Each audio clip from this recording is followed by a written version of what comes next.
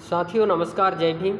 जैसा कि आपको पता है कि जो भरत काटकर का इश्यू है, जिसने मेरे भतीजे अर्जुन का 17 सितंबर को ऑपरेशन किया था, उसी विषय को लेकर आज हमने दिल्ली यूनिवर्सिटी में ऑनलाइन मीटिंग रखी थी गूगल मीट पर। इसमें प्रोफेसर अपूर्वानंद जी, रतनलाल जी, टेकचंद जी, सुशील कुमार रेड्डी जी, मैं स्वयं और लुधियाना से प्रोफेसर जगमोहन जी थे। वो अमेरिका से लौट चुके हैं आज 11 बजे, तो वो ऑनलाइन कनेक्ट थे। स्टूडेंट यूनियन की तरफ से दिल्ली यूनिवर्सिटी से लीलाधर बिरसा मर्रापा और जवाहरलाल नेहरू यूनिवर्सिटी से यूनिवर्सिटी प्रेसिडेंट धनंजय कुमार, है ना, वो भी हमारे साथ गूगल मीट पे कनेक्ट हुए थे। तो इसमें मैं बहुत ही ब्रीफ में बिंदुवार आपको बता दूं कि क्या क्या डिसीजंस हुए हैं। तो पहले तो मैं ये बता दूं कि जो हमने प्रेस कॉन्फ्रेंस रखी थी ट्यूसडे की 19 तारीख की, वो पोस्टपोन कर दी गई है। और पोस्टपोन करने के पीछे का कारण ये है कि डॉक्टर पुनीत अग्रवाल जी, जो भोपाल एम्स में मेरे भतीजे का इलाज कर रहे हैं अर्जुन का, उन्होंने कहा है कि ट्यूसडे को बच्चे का दोबारा ऑपरेशन होगा।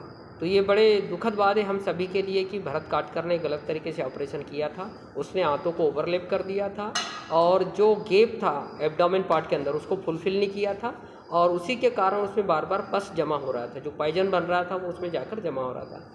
तो इसी बात को लेकर सैटरडे को हमारे डॉक्टर पुनीत अग्रवाल जी से डिस्कस हुआ था। उन्होंने बोला है कि इनका दोबारा ऑपरेशन होगा, और उन्होंने ये भी आश्वासन दिया है कि जो भरत काटकर ने जो भी गलतियाँ की हैं उसको मैं लिखकर डिटेल में दूंगा और इस पर आप सख्त से सख्त कार्रवाई करें। तो इसी विषय को लेकर जो प्रोफेसर्स और स्टूडेंट यूनियन की तरफ से बोला गया है कि सबसे पहले बच्चे की लाइफ सेव करना हमारे पहली प्राथमिकता में है। इसलिए हमने जो ट्यूसडे की कॉन्फ्रेंस है उसको पोस्टपोन किया है। मीटिंग में जो डिसीजन हुए, पहला हमने 3 कमेटी फॉर्म की है। एक लीगल ऑर्गेनाइजिंग कमेटी, और एक है मेडिकल एडवाइजरी कमेटी, और तीसरी है मीडिया से रिलेटेड कमेटी। जो मीडिया से रिलेटेड कमेटी है उसमें मैं स्वयं, प्रोफेसर सुनील कुमार, लीलाधर बिरसा मर्रापा और JNU से PhD स्कॉलर ईश्वर सिंह, जो मीडिया कमेटी है उसमें 3 लोग शामिल हैं। और जो मेडिकल ऑर्गेनाइजिंग कमेटी है उसमें भी 3 सदस्य हैं, और लीगल एडवाइजरी कमेटी उसमें भी 3 सदस्य हैं। दूसरा हमने जो टास्क लिया है वो ये है कि हम हरदा में बहुत ही जल्द कलेक्टर का घेराव करेंगे। इसमें प्रोसेस ये रहेगा कि हम अंबेडकर चौक हरदा से रैली निकालेंगे। उसमें लगभग 1500 से 2000 स्टूडेंट पार्टिसिपेट करेंगे, और वो रैली चल करके कलेक्टर ऑफिस आएगी और वहाँ पर कलेक्टर से फेस टू फेस बात की जाएगी। तीसरा ये है कि जो बाकी संगठन है, जैसे कि हरदा विंग का जो भीम आर्मी है जिसके कन्वीनर है महेंद्र मेहरा जी, उनसे मेरी बात हुई है। राकेश काकुड़िया जी से बात हुई है, और मुरली रंगीले जी से बात हुई है, और एक टिमरनी के अंदर ज्ञानेश तिलवारे जी हैं जो BSP में काम करते हैं, उनसे भी बात की है। तो जितने भी जो सामाजिक संगठन हैं और जो स्टूडेंट विंग है वो सभी मेरे साथ हैं, और इससे हमारी ताकत और ज़्यादा बढ़ेगी और हम लड़ाई को अंतिम अंजाम तक ले जाएंगे। तो ये बड़ी दुखद बात है कि हमको कलेक्टर का घेराव करना पड़ रहा है, क्योंकि आपको पता है कि प्रशासन, हरदा प्रशासन पूरी तरह से इनएक्टिव है और पूरी तरह से डॉक्टर भरत काटकर के फेवर में है, और ये बार बार हमको मजबूर कर रहे हैं, हमारी अग्नि परीक्षा ले रहे हैं कि आप क्या करेंगे।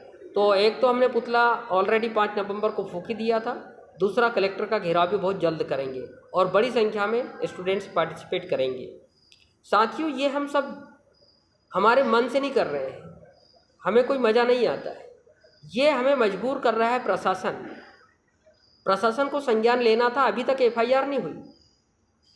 मैं 6 नवंबर को संबंधित थाने में गया था, हरदा सिविल लाइन में। वहाँ मैं TI से भी बहस किया हूँ कि भाई FIR क्यों नहीं कर रहे, आपकी क्या मजबूरी है? क्या भरत काटकर से आपको इतना डर लगता है कि जिसने मुझे 6 मिनट तक कंटिन्यू गाली बकी और बच्चे का गलत ऑपरेशन किया, उसकी वजह से दोबारा ऑपरेशन एम्स में हो रहा है? तो पुलिस क्या चाहती है? क्या हमें उग्र आंदोलन करना पड़ेगा तभी पुलिस मानेगी? हम तो पढ़े लिखे लोग हैं, हम मान रहे हैं कि यदि हमारी प्यार से बात मान ली जाए, हम समझाइश दे रहे हैं तो बहुत ही अच्छा होगा, नहीं तो उसका अंजाम जो भी है वो सब देखेंगे आप सभी। क्योंकि सच हमेशा जीतता है, सत्य परेशान हो सकता है लेकिन हार नहीं सकता। दूसरा ये है कि जितने भी जो सामाजिक संगठन है उसमें खातेगांव जो भीम आर्मी है उसका भी मुझे सपोर्ट मिला है, और जो इंडिविजुअल लीडर्स हैं वो भी सपोर्ट कर रहे हैं। तो ओवरऑल सभी आर्थिक सामाजिक जितने भी जो संगठन हैं वो सभी तरीके से मुझे समर्थन दे रहे हैं। और बाबा साहब ने एक लाइन कही थी कि शिक्षित बनो, संगठित रहो, संघर्ष करो। ये मेरे अकेले की लड़ाई नहीं है, ये हम सबकी लड़ाई है। आज एक अर्जुन नहीं, ऐसे हजारों अर्जुन को भरत काटकर जैसे डॉक्टरों ने उनकी ज़िंदगी के साथ खिलवाड़ किया है अतीत में भी। तो भरत काटकर के सामने तो एक ताज़ा एग्जाम्पल है, शेषनारायण जी राठौर जो टिमरनी के थे, उनका देहांत हो गया। उसी 17 सितंबर को भरत काटकर ने ऑपरेशन किया था, है ना, अपेंडिक्स का। वो टिमरनी में रहते थे, और मुझे बड़ा दुख है कि उनकी बिटिया विकलांग है। तो ऐसे डॉक्टरों को हमें सबक तो सिखाना पड़ेगा, है ना। ये डॉक्टर नहीं है, मतलब कैसे नहीं ये डॉक्टर बन गए मुझे पता नहीं। अगर डॉक्टर अच्छे होते तो आज दोबारा ऑपरेशन की एम्स में क्यों ज़रूरत पड़ती।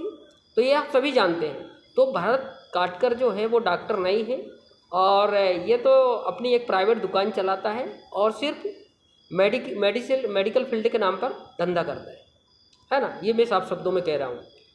तो आप सभी से मैं अपील करता हूँ कि हम सब एकजुट हों, ऑर्गेनाइज हों, और इस लड़ाई को अंजाम तक ले जाएं। और ये निश्चित है कि हम कलेक्ट्रेट का घेराव करेंगे। जब हम पुतला फूंक सकते हैं तो हम कलेक्टर का घेराव भी कर सकते हैं। तो आप सभी से मेरा विनम्र निवेदन है कि एक प्लेटफॉर्म पर आएँ, एकजुट हों, और इस लड़ाई को आगे तक ले जाएं। और हमें सक्सेस या इस आंदोलन को सफल करना बहुत ज़रूरी है। हम हरदा नहीं, भारत के किसी भी कोने में, है ना, भारत के लगभग 787 ज़िले हैं। किसी भी गांव क्षेत्र में, देहात में यदि इस प्रकार की घटनाएं होती है तो हमको आवाज़ उठानी चाहिए। हमारी दिल्ली जो स्टूडेंट टीम है, स्टूडेंट लीडरशिप की काफ़ी एक्टिव है इस मामले को लेकर। और हरदा ही नहीं, वो कहीं भी ऐसी घटनाएं होती तो